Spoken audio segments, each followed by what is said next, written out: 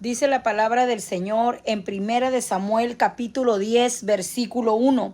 Tomando entonces Samuel una redoma de aceite y la derramó sobre su cabeza y lo besó y le dijo: ¿No te ha ungido Jehová por príncipe sobre su pueblo Israel?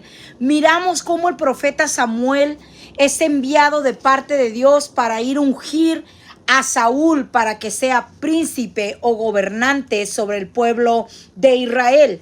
Dios tenía un propósito para Saúl, Dios tenía un llamado para Saúl, y el propósito principal que Dios tenía para Saúl era que fuera un gobernante, que fuera alguien que estuviera gobernando al pueblo de Israel.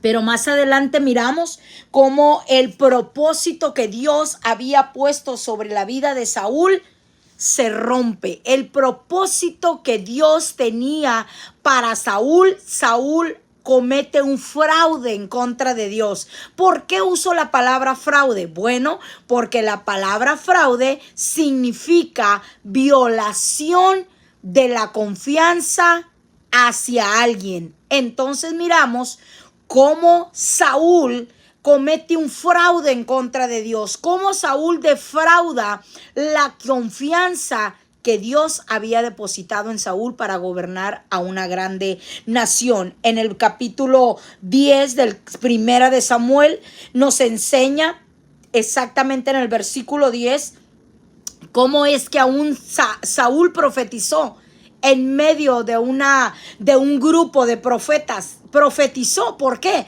Porque dice la palabra que el Espíritu de Jehová en ese momento vino sobre Saúl, y Saúl también empezó a profetizar palabra de Dios. ¿Qué te quiero decir con esto? Que la palabra nos enseña que Dios estaba, como quien dice, firme en lo que había escogido sobre la vida de Saúl.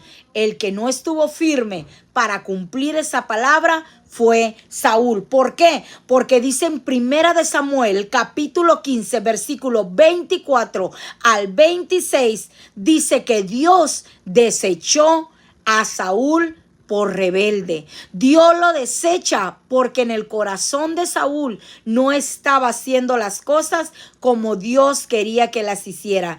A él se le dio una indicación que era: no agarres de ese pueblo donde vas a ir a combatir, no agarres nada. Mas sin embargo lo hizo Saúl, y eso desagradó a Dios. Entonces Saúl defraudó el propósito, el llamado, y aún defraudó lo que Dios había depositado